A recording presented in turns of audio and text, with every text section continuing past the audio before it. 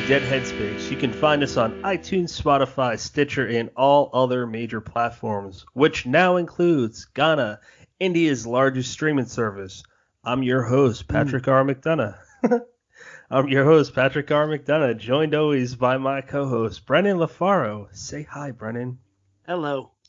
And today, we're talking to a brand new podcast as of the release of this episode. The release of the inaugural episode of the Pikecast is available, which we urge you to listen to after this. Please welcome Becca Futrell, Cassie Daley, and Cooper Beckett. Hello, guys. Hi. Hello. Hi. Thank you for joining us. And Cooper, I think it's universally accepted that you have the greatest voice for podcasting. I say that full-heartedly. I've listened to a lot. Yeah, I've listened to a lot of shows. I've talked to almost 50 people now, and I don't know, man. Your voice is brilliant.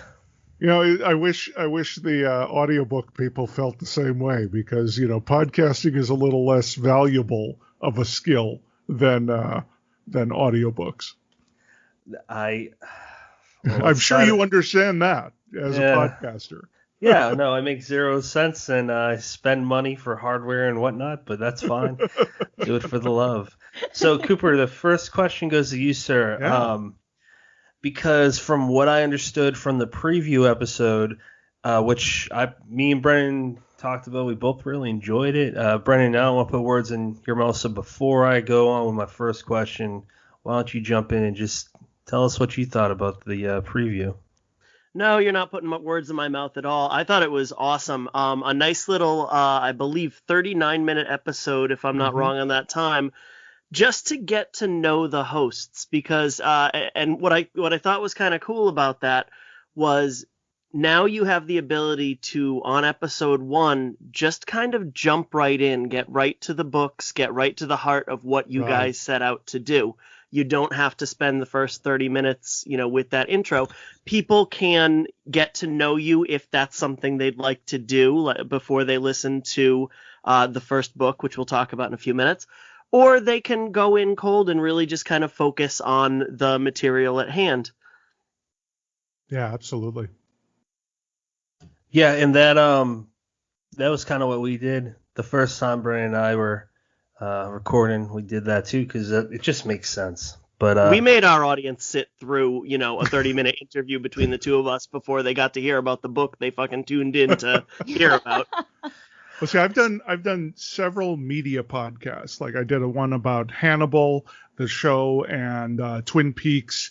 And so I've realized that those first episodes just balloon like crazy unless you split them off, because no one wants to hear you endlessly talk about how you first encountered the show Twin Peaks. They want to hear about episode 1, right? So, yeah. So when we started this one, I said, let's just, you know, get the lay of the land and the three of us talk and figure out where we're at.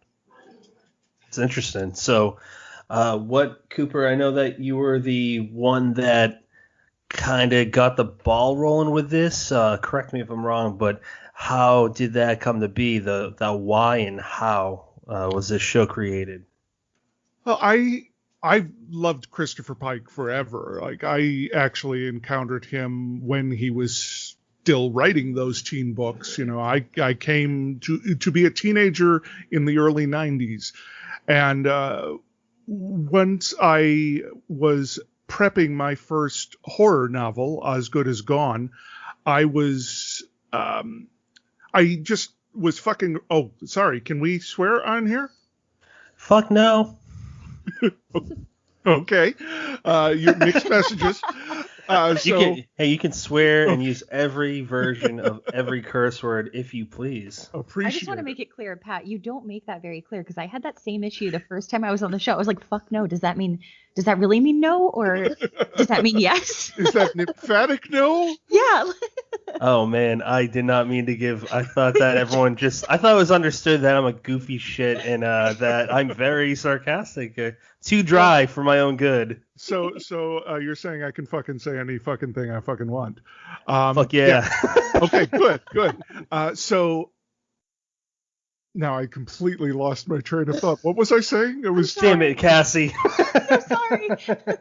Hold on. You were talking about the hows and whys of the show. Yes. So I was developing this book and I was working on the cover. And one night I was just so sick of the cover design that I was working on, which was supposed to be like a 40s pulp novel. And I just threw the cover art, with the amazing cover art, into this style of Christopher Pike. And everybody got it, like immediately. And everyone was like, no, that's your cover. Do that. And I was blown away because Christopher Pike was one of those things. I thought it was just me. You know, you have these things that you did as an insular young person, because if we're sitting home reading, we're less likely to be the ones out partying. Yeah. And you just find out, no, there's a huge community of people who love this also. And at the same time, I had a fan of my other podcasts send me a message and saying, hey, I have about 30 Pike books in storage. Do you want them? Ooh. And I said, yes. How can we make that happen? And he sent me all these books and it was amazing. And so that's the beginning. And then from there on, I would say, you know, one of these days I'm going to start a Christopher Pike podcast. And then I saw Cassie post some pictures that showed off the Pike books. And it's like, oh, Cassie likes those too. I wonder if Cassie would be interested in being on a podcast. And then, you know, we're in the middle of probably the worst reason to stay at home ever. Yeah. And I thought, well, I need a distraction from the ultimate clusterfuck of the world right now. Why don't we start that Pikecast and relive the early 90s when things were weird and different, especially through the eyes of Christopher Pike. So that's my long-winded origin story. I love it. And just before we go branch out from that, your two Osgood as gone. The two Osgood. That's the first title. Osgood is Gone is the first one. Yeah. Yeah. So your two Osgood books, they definitely scream Christopher Pike cover, and I love it, man. Thank you. I'm very happy with the way those look. Yeah, they're great. And I do have more questions for you about your books, but pertaining to the podcast, Brennan, I think you had a pretty good question following Cooper's answer. Well, I was thinking we've got most of the story, but let's kind of pick up where we left off. And Cassie, let's kind of hear it from your point of view, how you start coming on board with this and where we go from there. So, I mean, obviously you guys have known me on like Bookstagram and stuff for a while, so I post a lot of colorful books. And the Christopher Pike books are like among the most colorful that I have on my shelves, especially when everything's organized by color. So those are usually like the ones that when I post like big shelfy pictures, people either spot those or my hotter Stephen King ones, because those are obviously also very eye-catching. But it's always the people who kind of gravitate towards the Pike ones that get me really excited, because I'm like, oh, you recognize these. Because like exactly like Cooper was saying, I didn't know that there were other people that liked it. And I didn't know there were other people who had read him during their childhoods. Like I didn't have any friends in real life ever that have ever read Christopher Pike or even know who that was.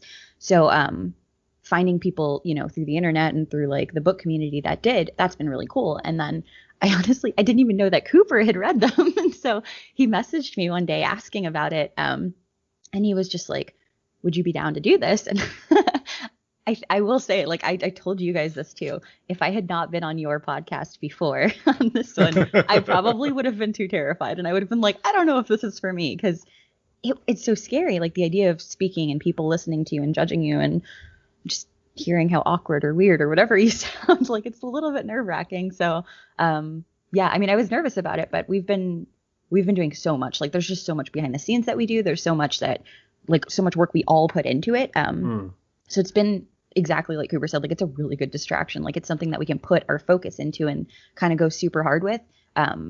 That for me and him, we've loved for, over a decade or, longer. And for Becca, it's something new that I'm not speaking for her, obviously, but from my perspective, it's something that she can kind of look forward to now because she's getting into it for the first time. So I think it's cool. I think it's a cool mix. I don't know if I answered the question. Yeah. and Becca, I'm kind of the most interested in your answer because you are coming into it not having grown up with these books, and I love the idea of having a third perspective on there, a very consistent third perspective of somebody who hasn't read these before and is bringing the new to it as an adult point of view. So I'm curious how you came about deciding to jump on it.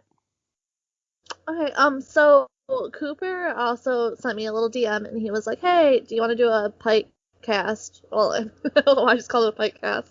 Pike podcast. And I was like, I've never read Pike in my life, dude. And so then he told me, like, hey, that's fine. It's like just a book club. You're cool.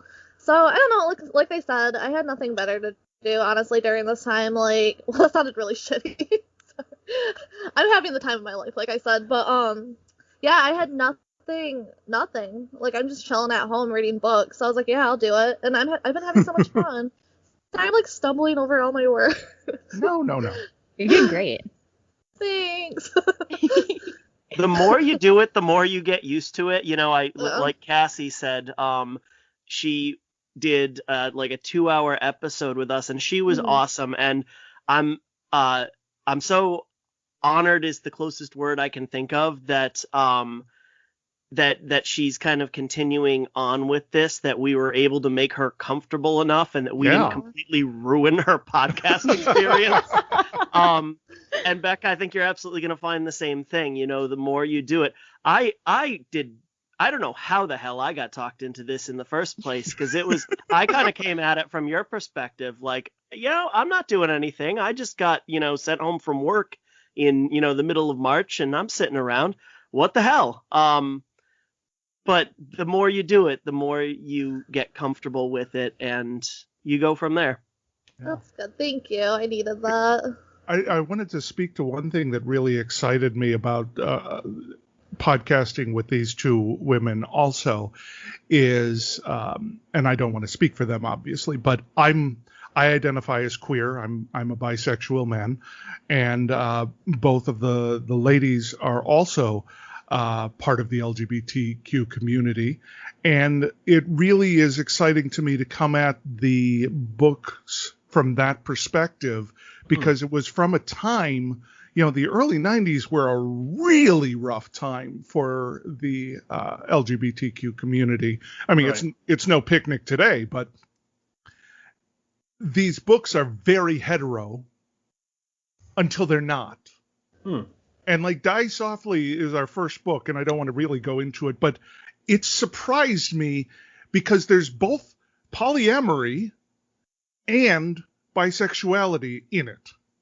Both of these things. And that really surprised. I mean, they're both by a villain, but still, baby steps.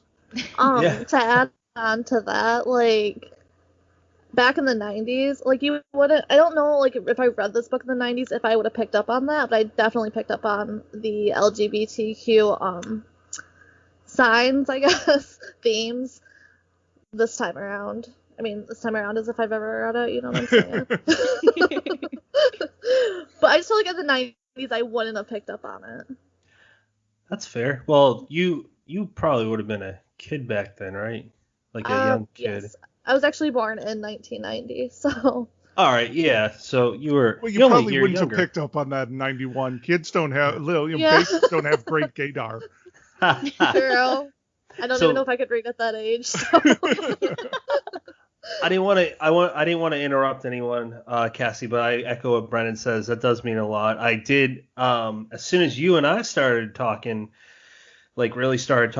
just saying, hey, how's it going? We're both reviewers. We both like horror, blah, blah, blah. That was, I don't know, probably 5 months ago. And there was something about you that I'm like, she's interesting. And I can I say agree. Both It's of a these trick. two. It's just a trick. I'm telling you guys all. It's a trick. no. Every nice person, well, I'm not going to use a blanket statement. Most nice people I know, they're very here's the thing. I heard a great quote, forgot who it's from, whatever. They take what they do serious, they don't take themselves serious. And I think that's true for every nice person. And I can say the same for Becca. And I just have met Cooper probably a few weeks ago, and I view y'all as friends already. So I'm excited for your show. Oh, heart emoji. Thank you. Yeah, and as far as the queer stuff goes, like I've been to one Pride Parade, and it was in Providence. I wish I went to more. I just haven't been, but I mean, it's like the sweetest community. Everyone was so nice there that I don't know what it was, but I got brought to tears by the overwhelming power of how everyone's like, we're here for the right reasons. We're here to celebrate being people, which that's what the whole point is, right? So let's get back to Pikecast before I talk your ears off about this. One thing that I was like, excuse me if this is the incorrect way to use this word, jealous or maybe envious, because you guys are coming out of the gate with like all the social media. You're coming out of the gate with the merch. You're coming out of the gate with just like everything that you're the real deal. Not that it should be questioned, but I love it. Part of Cassie's tricks again. She just wants us to look professional. I know. I'm like, if we have a social media presence everywhere, nobody can deny us. Here we are. Well, I mean, I've been podcasting for over a decade, and I know all the things I wish I'd done at the beginning of each podcast I've hosted. I can tell. I could feel your experience. That makes perfect sense now. So for this one, like I've been telling both Cassie and Becca, it's like I'm setting up a lot of shit. I don't want you to be overwhelmed by any of it. Right. But I know eventually we'll need this. And Cassie and Becca have both blown me away with their social media skills, which is something I'm not as good at. And I'm also just blown away by the fact that all three of us are working our asses off to make this a kick-ass podcast. Right. Yeah, and like I said, for anyone that hasn't listened, well, that wouldn't make too much sense. I was going to say listen to preview, but this comes out when your inaugural episode comes out. Listen to your inaugural episode. Well, listen to both. I can listen to both. We'll take all of your views. Yeah, yes. Fuck it, listen to both. Do you guys, now Cooper, I got a technical question that the audience may not be interested in. I'm wondering what you're using for a podcast host. Right now, well, we're using TriCast to record. Okay. And we're using Libsyn as the host. Nice. Okay, and Libsyn was what allowed my show to go on Ghana, Gaana, which is we're getting steady views in India, and I'm like, that's a big, heavily populated country. Yeah, it really is. Just a FYI, man. Brendan, why don't you take over? Yeah, so I want to ask you guys kind of an unfair question because you, as of right now, you have not recorded your inaugural episode. So I'm wondering, what can people expect from that inaugural episode? Ooh. Cocaine. A lot of cocaine. That was the best possible answer. Yeah, true. A lot of characters in this book take cocaine. Yeah, they take it. But you guys are just like gonna go like you're gonna not even focus on Becca's being nervous to like just saying fuck it, we're doing cocaine. Whatever gets people out of their shells, man, you gotta go for it. Yeah, true. We promised cocaine. The whole episode's just gonna be I respect that. Well, it is weird because we're talking about a podcast that we are recording right now, which will be released after the release of our first podcast, which we are going to record next. The word meta comes to mind. Yes, it is meta. It is very timey-wimey. So one thing that I really want to shout out is the podcasts Halloweenies and the Losers Club, which are both done by a group of people who seem to have spun off from the AV Club.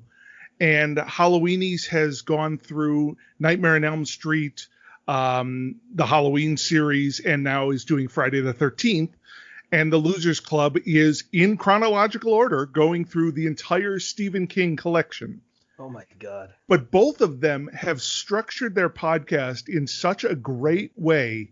And every episode deals with these sections, because everything can be broken down into, let's talk about characters. Now let's talk about plot. Let's talk about the best writing. Let's talk about the worst writing. And so that was my inspiration for our format. And because we want to acknowledge that Christopher Pike was writing at a time when there were very specific things the audience he was writing for wanted. And he talks about this in interviews, how they wanted the blonde on the cover. So that character better be a blonde. You know, and the books that had different things didn't sell as well. So you wrote for the audience. So because of that, there's a lot of iffy things in these books, to put it nicely. And we're not going to shy away from that. And that's very important to me. Yeah. And you should focus on what you guys view are worth shining a light on. So not really related to that more serious note, but on a fun note, the covers themselves, I would say to anyone listening, Google them, Christopher Pike covers. I want to read all of these now, which I guess I think I know the answer, but for people that haven't read the books yet, is it spoiler heavy, your episodes? Oh, yes, 100%. Okay. Read the book before, if you intend to read the book at all. Okay, so, yeah, me and Brennan did a episode like that. We were planning on doing, not for Christopher Pike, we call it Horror Classics, where the first one was The Girl Next Door, because neither one of us read Jack Ketchum, and we heard The Girl Next Door is pretty intense, so we're like, fuck it, we're diving in the deep end first, and we want to do more, but it's just like... you got to read the books first, and I don't know. Like, I don't know if we were all that structured, but I'm interested to see how you guys are formatted. I do know we were not all that structured. Well, again, this comes back to podcasting a lot. Like, my Hannibal podcast could get so long because we love the show. Like, our Silence of the Lambs episode is 4 hours long. Oh my God. Wow. It's not insane in the level of digressions and everything, but I realize we could have done a lot better with some structure. So a lot of this is learning from things I've done poorly in the past. Are you a fan of the I'm just gonna make this clear. I know it exists, it was written and published, but I'm not gonna. Besides, right now, I'm not going to acknowledge Hannibal Rising because I hate the book. But do you like the trilogy? That's why I had to preface that question with that. I really love the initial Hannibal trilogy, even Hannibal itself. Yes, I do too. Which is a weird novel, but I really, really do enjoy that. Hannibal Rising is a piece of garbage. Yeah, I think it was a contractual thing. Basically, the company that owned the rights to Hannibal that had just redone Red Dragon said to Thomas Harris, "We're doing another movie. Now you can write that, or we'll do it." And because of that, he wrote Hannibal Rising, and he wrote it as a book and then as the movie. So it was completely because they said, "We're doing it with you or without you. Let us know if you want to be on board." Now, just we'll get back to Pikecast in 1 sec. I just got to ask you because you're a fan too. For me, if we're gonna go back to younger Hannibal, I want to see it when he was at his peak before he was caught by Will Graham. Yeah. I want to see him kill those college Chesapeake students. Ripper, yeah. Yeah. Why the fuck didn't you focus on that? That's the most exciting part of we the don't Hannibal. Need to see child Hannibal with an obsession with masks that makes no sense. Hannibal's thing is not that he's obsessed with masks. Hannibal's thing is that a mask is put on him because he's in jail. Yeah. and so he doesn't bite As anyone. you can see, I'm passionate. I am. about I'm the pretty. And the ending for Hannibal the novel, I liked it. I didn't hate it. I didn't love it. So Yeah. I'm like on the fence. But moving on to your podcast. So I'm curious. We've asked another host of another podcast. It's called "Does the Dog Die in This?" We asked him this question because I'm genuinely curious. That is a great title for a podcast. Yeah, it's by this Australian guy named Glenn Parker, and he's super. You guys would love him. He's super nice. Well, Cassie knows him. Yeah, he is super nice. But I'm curious if you guys know because you seem like you know a lot about your show and what is going to happen with it. Are you going to break it down into seasons, or is it just going to, keep going once a week, twice a month, or what's the format going to be? So our format right now is it's going to be every other Thursday that we air. I think that's what we're going to stick with. We do plan to do a couple of just like bonus side episodes because we already have people like signed up to our Patreon and stuff like that. So we want to kind of give them access to some behind the scenes content and just extra stuff so that they feel like, they're getting something for supporting us. Mm-hmm. So we're probably going to be recording a couple of those things. And then we have a lot of guests and things lined up actually almost through the end of the year. I think we're still working on December right now, but I mean, we've already got the next like 2 full months planned. Yeah. So Nice. we're on track for that. Yeah. I'm not positive if we're going to split it up into seasons because it's kind of just like a consistent ongoing thing. It doesn't really lend itself to the season model, I don't think. Yeah, yeah. And we don't plan on really putting a focus on things like, at least publicly for like episode number and stuff like that, because we're really just each episode's going to be solely focused on a book. And then later on, when we kind of want to get into more of Pike's other stuff, like he has a couple of series that he wrote that are teen fiction as well. We kind of want to cover those, but we might split it up because, for example, The Last Vampire is like at least 6 books long, right? Yeah, it's 6 books. Yeah, so that one's going to take a bit, and I don't want to. And I don't want to do 6 episodes on The Last Vampire, honestly. No, I honestly, I don't think that. I don't think each book warrants its own full episode. But I think we could do like a couple of just like little fun bonus things that'll be fun, and then as well as having some of his more adult books being featured, because he has some adult fiction as well. So I think that'll be cool, especially for people who have really only read some of his teen stuff. Very cool. Excellent, yeah. So you mentioned having guests on, and the guest on your first episode is Joe Lipset. Is that right? That is. So are you guys going to have a guest, planning to have a guest on every single episode where you tackle a different book? Yes, but no. Like, I don't think that's like a planned thing. Like, we do have people set up for each episode so far, but I feel like we wouldn't be against doing it by ourselves. I don't know the answer to this. They're better with the technical stuff than I am, and like the. You're good. It's so like she's saying, it's not a hard rule that we have, but it's something that we're kind of going to try to aim for, just because we would like other people to be able to get involved. And like how we are with the host, like how Becca hasn't really read a lot of them yet, and then me and Cooper are fans for a long time. We're planning on having a mixture.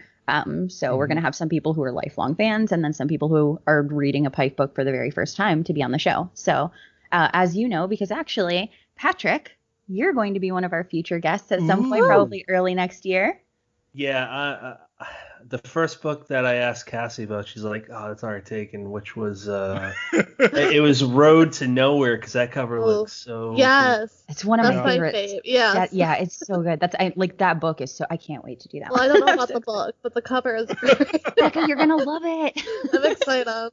So, and tell me if I'm not allowed to say this, but the next one, the one that I chose, was the Eternal Game. See, by saying it, you've officially claimed it. Now we can't change it. Yep. So you just locked in your book. It just looks so. It looks so cool. Like I already bought it. Double locked in. Yeah. Not to mention that you're the one who controls whether that gets edited out of the episode, so I can miss that. Unlike you, Brennan, I actually respect our guests. Can you guys tell us a little bit about the model you have in mind where people will be able to find out what book you're going to be tackling on the next episode so they can kind of follow along and read along with you? Well, at the end of each episode, we will tell you what the episode for the next one is. And we will also be having on our website a list of upcoming books and upcoming guests.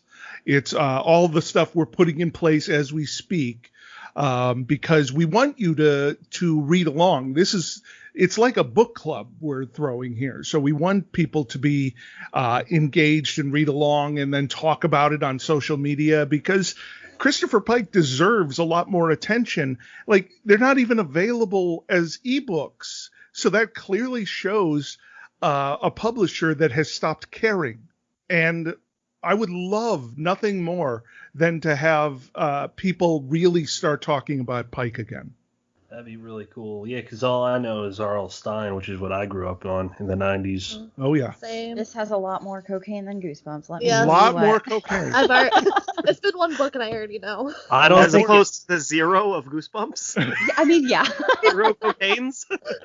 Wait. There was no one taking cocaine in Goosebumps? Not a Really? single person taking it anywhere. I don't think anyone even died in on quote unquote screen or page. I don't think anyone actually died in that series. No, I think not until they got to the Fear Street ones. People started Yeah. getting the whack. Is that what they call it? The whack? Uh, That's what I'm going to call it. Yeah, Depends on the If they're an context and the undercover informant, yeah. it's what the kids are calling it, Cassie. Yeah. You've got I'm your so finger quick. on the pulse. Yes, I am so cool. I mean, if you're Italian, that means one thing. If you're, I don't know where this joke's going. I'm only Italian, so. It's not. Cut it. All right, cut it out. So, where can people follow the podcast, followed by where can people follow you three individuals, and plug any other locations that you feel? Cassie, you want to do the podcast breakdown? Yeah, so for the podcast, it's pretty easy to find us anywhere because we tried to remain consistent with our naming. So it's the Pikecast. It's all one word. You can find us on Facebook. You can like our page. You can find us on Instagram, Twitter. We do have a link tree in our Twitter bio, and that has a bunch of other links. So if you want to get to our Patreon, if you'd like to get to our, we have a YouTube where it's not us physically watching us, at least not at any time soon, but it's a recording and it's got subtitles. Another thing just that I want to put in there too is that we're trying to make it as accessible to people as possible. That's really important to us for the podcast. So we are going to have full transcripts and subtitles if there are videos, just so that people who maybe need those things to listen and follow along with us can do so. Yeah. And then our website, thepikecast.com, that pretty much is kind of like our central hub that has everything. So if you go there, you can find links to all of our different stuff, our merch store. And then Cooper's been amazing with our links. So actually, for a lot of the stuff, if you just type into the URL bar, thepikecast.com/Spotify or /Apple/merch, you will get to all of those pages. It's really great. So shout out to Cooper for doing all the behind the scenes stuff for that, because it's pretty awesome. Yeah, that's important. Where can people follow you, Cassie? And then Becca and Cooper, where can people follow you individually? So people can follow me. My blog is letsgetgalactic.com. I'm on Twitter as Control-Alt-Cassie, so it's just like on your keyboard, CTRLALT Cassie, my name. I'm on Instagram as hollow.reader, HOLO.reader. And I have an art shop, which is letsgetgalacticart.etsy.com. Nice. How about you, Becca? Okay, so the last time they asked me this question, I completely forgot what the internet was. So, okay, I have a blog, and it's astoldbybex.wordpress.com. And then I have a Twitter, which is also astoldbybex, and an Instagram, which is readwithbex, because I took the other one for my own personal Instagram. So I'm not, like, the same everywhere, but, I tried. And how about you, Cooper? You can pretty much find me anywhere at Cooper S. Beckett. I warn you, I have a long career as a sex and relationship podcaster. So if you're at all iffy about seeing sexual stuff pop up in your timeline, maybe you want to just follow me on Instagram. Also politics, because I do not hold back. So That's fine. Yeah, it's fine for me. I don't want to speak for Brennan. Brennan, any final words before we say goodnight or goodbye? No, Good morning. I appreciate you guys squeezing us in, and I wish you the best of luck on your upcoming first episode. Thank you. Thank you. Thank you so much, and We really thank you appreciate for you. having us. Yeah. Yes, thank you so much. Absolutely. We I'm personally excited. You guys clearly have a long, bright future for, podcasting, and I mean, I'm already a fan. Brent's already a fan. Aw. Thank you, Becca. Thank you, Cooper, and thank you, Cassie, for joining us. Brennan, as always, thank you for being my awesome co-host. Listeners, appreciate your time. I urge you to check out the Pikecast today. Inaugural episode is out. All right, have a good one. We are in your mind. We are all around. You are now leaving Dead Headspace. Sorry, do you want me to answer that one too? I'm trying to let the ladies speak a little bit Pat, more. write that one down so we can cut that part because it's awkward. I am overwhelming I'm sucking the oxygen out of the room. So 10:25. Josh Mallerman goes to the bathroom. Go. Becca, you take that one. Okay, so here's the thing. After all that, I forgot what the question was. 12 listeners to follow the Pikecast. Thank you for joining. I stole an ink heist line. Thank you guys for following. Nope, I'm cutting that. What the fuck am I talking about? I'm looking at something. I'm getting all jumbled. Sorry, my mistake. Oh, I get it. Story of my life, dude. I know it gets weird though because like last night I was doing one with them and him and Brennan both had it and I was just like smiling at my screen and nodding like they could see me and I felt like such an idiot because I don't have a webcam so I never have like a video to go along with Yeah, it. I was the moment like dancing just now, and I'm like, I'm so glad they can't see me. the moment you have someone to look at, you just assume you're being watched. I think. Oh God. Some of us just assume that all the time. Oh no.